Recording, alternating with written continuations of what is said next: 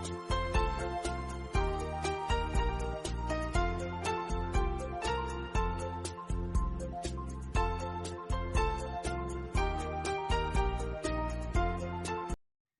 everyone, I am Devapriya and today we will study first poem of grade 9 entitled The Road Not Taken.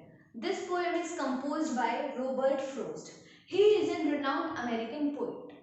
In this poem, poet shares with us an incident of his life in which he is walking down on a road and suddenly he came across a point where the road forked into two.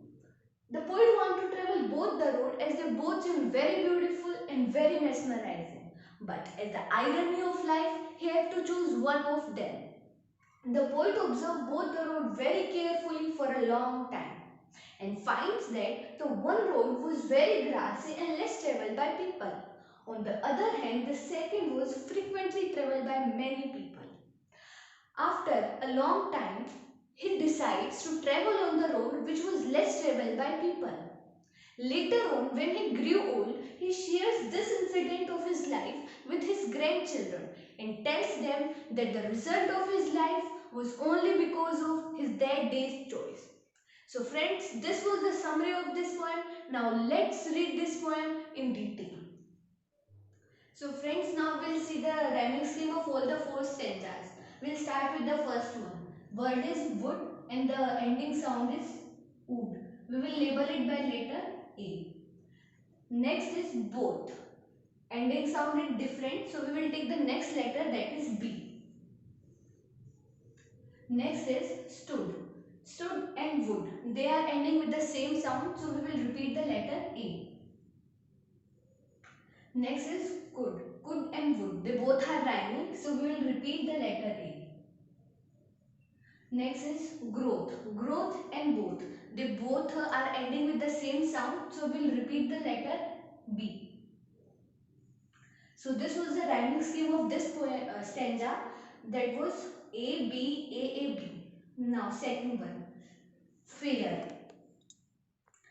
We will label it by letter A. Second is claim. It is ending with a different sound. We will label it by letter B. Next is where. Where and fair. They both are ending with the same sound. We will repeat the letter A. Next is there. There and fair. They both are rhyming. So we will repeat the letter A.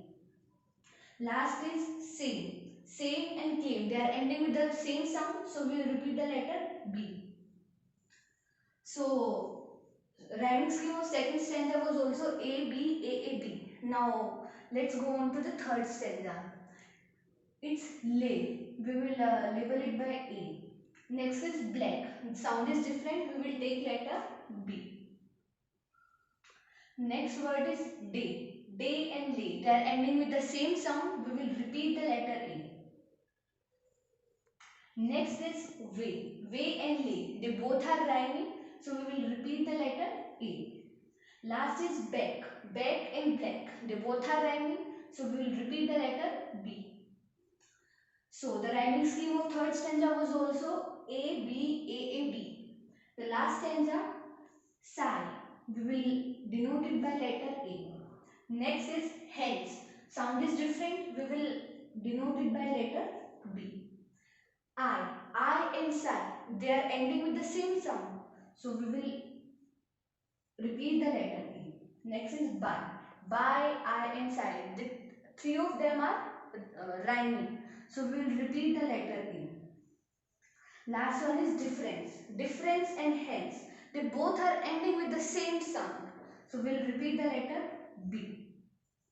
So you will see the whole poem is having a rhyme scheme of A, B, A, A, B. So it is the rhyme scheme of this poem. So this was the rhyme scheme. Now let's study the whole poem by detail. So it starts with two roads diverge in a yellow wood. Here diverge means dividing into two roads, fork or separate. Like writer was the poet was traveling on this road, then the road forked into two in a yellow wood. Here wood means forest.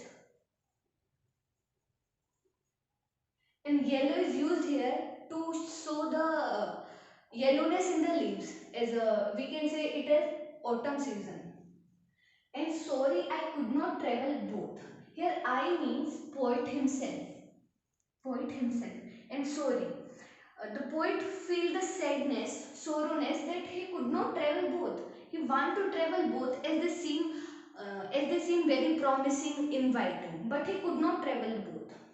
And be one traveler. He was the one traveler. That's why he could not travel the both roads. Long I stood. Long the poet stood there and looked down. Here look down means he observed the both road very carefully. One as far as I could. As far as he could see, he observed them very carefully. To where it bent in undergrowth. Undergrowth means the small plants and bushes which grow under a big tree. To where it bent in the undergrowth. He looked there, but at a point the road bent behind that undergrowth. Then took the other, just as fair. Then the poet take the second road, and it was also as fair as the first one, and having perhaps the better claim. The better claim means it was also promising as the first one was, because it was grassy and wanted wear. It wanted someone to travel on it. Though as for that the passing there had warned them really about the same. As many people were walking on that road, they wanted someone to travel on it also. Next is, and both that morning equally lay. On that morning on which the poet came to that forest, they were lying equally. In leaves, no step had trodden black. You will see when you put your feet on a fresh green leaf, it will turn into black color. So here trodden means turning into black color. In leaves, no step had trodden black. Means no one had came there and put his or her step on that those fresh leaves. Oh, I kept the first for another day. Oh, oh shows the means the poet was surprised that I came the I was he was the first person to came there and put his feet on that road. Oh, I kept the first for another day, yet knowing how way leads onto the way. So the poet chose one of the road which was less traveled by people and kept the other for next time. Yet he know, next is I doubted if I should ever come back. Yet he know that life would not give him chance to come back and travel that road. But then also he kept that road for next time. I shall be telling this with a sigh. Sigh means with a long breath. Somewhere ages and ages hence. Hence means from now, and ages here means generation. After so many generation, you can take his grandchildren. He will tell this incident to his grandchildren that two roads diverged in a wood and I. He will narrate the whole incident to his grandchildren. I took the one less traveled, and the poet here tells that he took the road which was less traveled by people, and that has made all the difference, and all the difference which are made in his life were only because of his that day's choice. So friends, this was the explanation of this whole poem. Now let's see the poetic devices used in this poem. So friends, as we have seen that the whole poem is full of symbolism. Now moving on, let's see the poetic devices used in this poem. There are three main poetic devices used in this poem. First is symbolism, alliteration and repetition. So let's first see the example of symbolism. Now in the beginning of poem you will see the word roads here and wood as meaning forest. So here road means choices that we are having in our life, and forest here means the our whole life, and in that we are having roads, or you can say choices. Now why they both are symbolism, because the road here is a symbol of choices that we have in our life, and here forest is a symbol of our life. So they both are example of symbolism. So let's write them down. Roads and forest. So the next poetry device is used is alliteration. So alliteration means repeating the first sound of the word in one sentence. So here wanted wear. Here the sound of v. V sound is repeated here. So we can write them down as an example.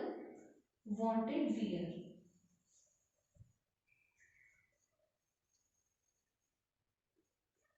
Next is though that. Here the sound is repeated. So they are also the example of alliteration. Though that.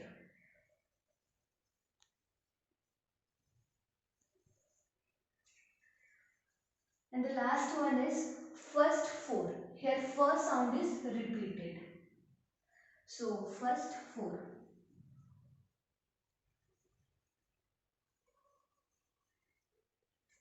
So the last poetry device is repetition. As we see in alliteration, alliteration means repeating the first sound of word. And repetition means repeating the whole word. Now ages and ages. In this the whole word age is repeated two times in one sentence. So it is the example of repetition. And here way. Way is repeated in this line two times. Way leads on to way. So this is also example of repetition. So ages and ages.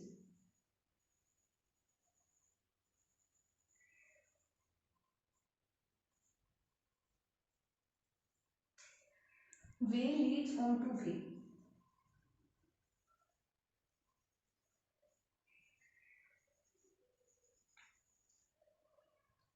So friends, these were some of the poetry devices used in this poem. Now the poet Robert Frost wants us to give a message of our life. Means that our future depends on our type of choices. If we made a good choice, we will enjoy our future.